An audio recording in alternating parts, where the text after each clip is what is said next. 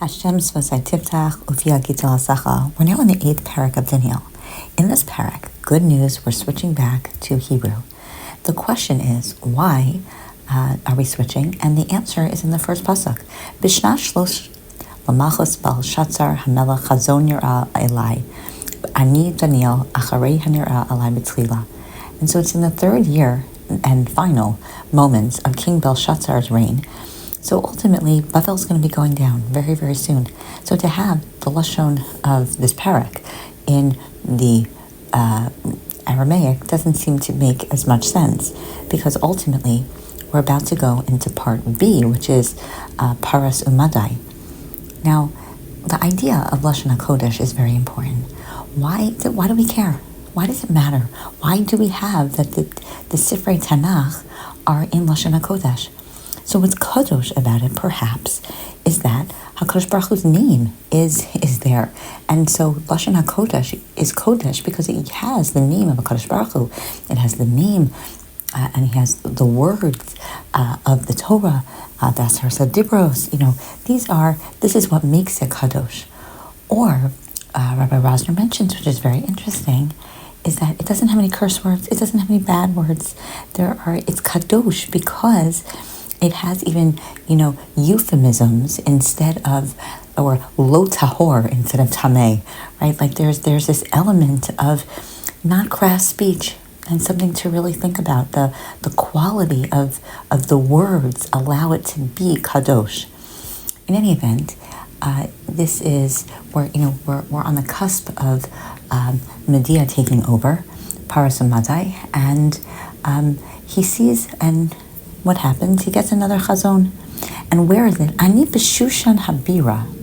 Now, that hasn't happened yet, right? That is exactly what's going to happen when first, we had Darius, and we're going to have Achashverosh, and that's going to happen in Shushan, with 127 provinces. So this, either he's actually like teleported to Shushan, or this is he's really getting a vision. Now, what's interesting, again, Shushan Abira, Shushan wasn't the capital yet. Why was it the capital? Remember the story. Achashverosh saw Shlomo HaMelech's amazing throne and said, I want one of those. And said, okay, well, where can you build that? They said, in Shushan. So they built one, and it was so huge that they couldn't move it. So he said, you know what? The good news is this is where I'm going to now have wherever my throne is, that's where my capital is going to be. Which again is such an interesting, twisted methodology. That's where you put your capital, where it just happened to be. Your throne is stuck here, so that's become like it's as though the Gashmias really recognizes and takes over in its fullest form. But we know that that's a great place because of that we have a Mordechai, we have an Esther, and HaKadosh Baruch Hu, continues the hashgacha.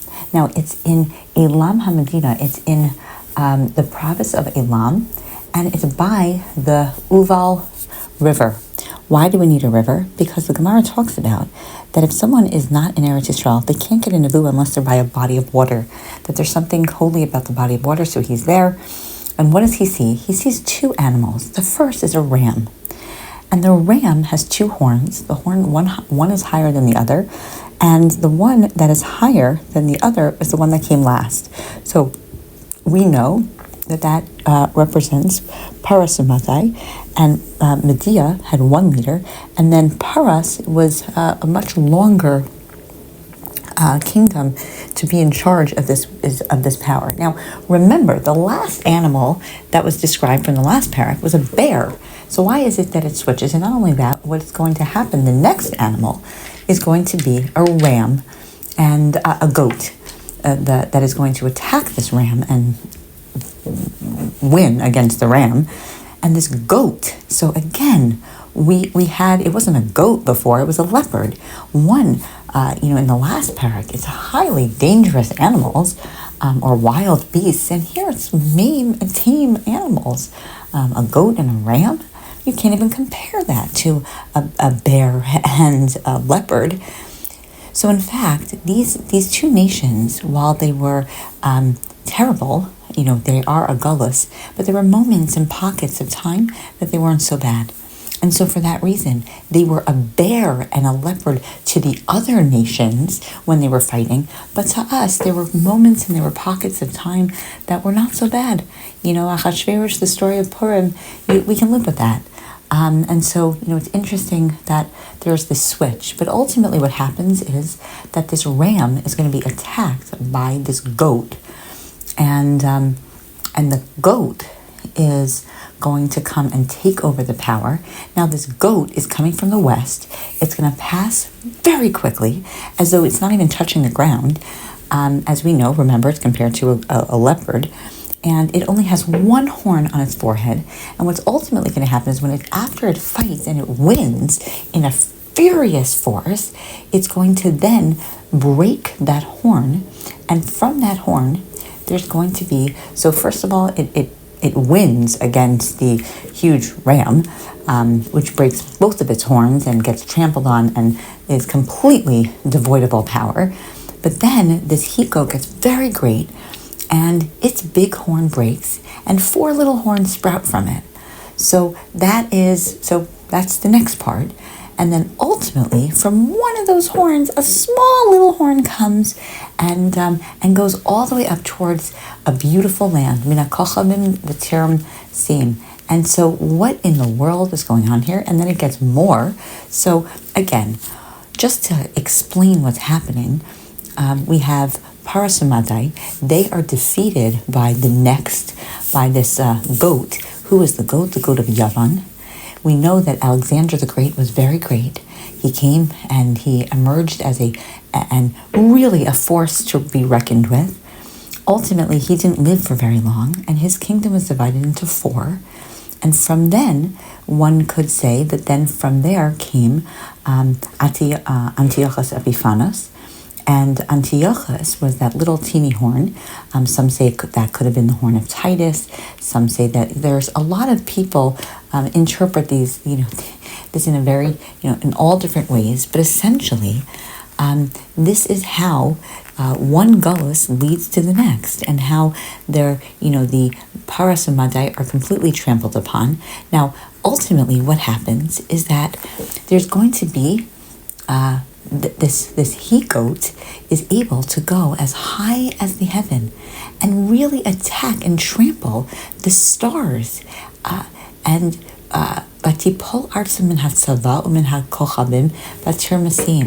so what ultimately happens is that, yes, the Greeks are able to go and they get to our Torah. They make sure that we are not, that we can't have, and we don't have the Korban Tamid, and we don't have the Torah, and we get attacked. That they don't just attack each other, but they end up attacking us.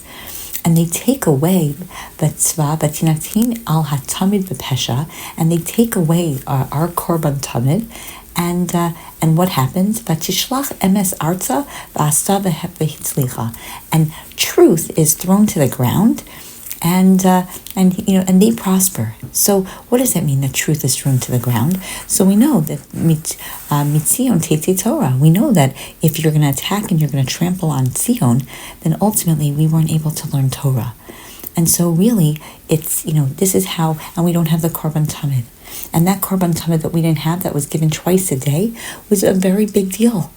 And so we don't have the Beis HaMikdash, and ultimately it we get into a lot of difficulty. And then it's asked, the important question is, how long? How long is this going to be? How long are we not going to have a korban tamid?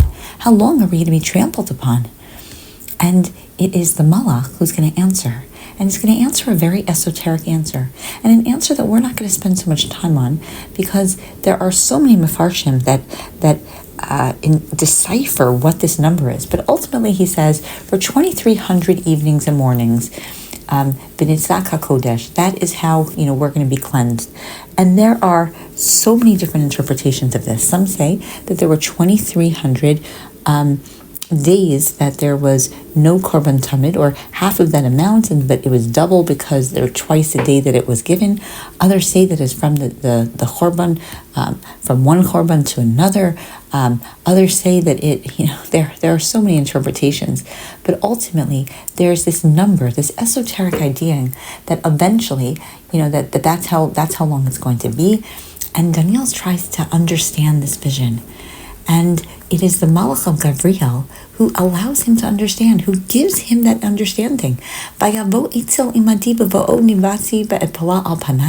so I'm terrified. I can't, and I fall down to the ground, says Daniel. And I say, please, help me to understand. And so he says, Ben Adam ki la'et kates hachazon. Understand, this is going to be at the end of time, this 2300 something. And he makes me stand up, and he gives me more information. And I'm going to tell you what's going to happen. Ba'achar l'moed kates, at the end of days. And he goes through exactly what we said. He goes through an interpretation of what's going to happen. That there's going to be a Midian and a Paras of Madai, and they're ultimately going to get beaten by the king of Greece. And ultimately, that's the first king. And then the second time, they themselves, they're going to be broken into four. And from those four, they're going to be a difficult time, and ultimately either it's Titus or it's Antiochus Epiphanes in the story of Hanukkah, and it's going to be very bad. And he's going to be, and why is he going to be Matzliach? He's going to be Matzliach because HaKadosh Baruch Hu will give him the opportunity. He's going to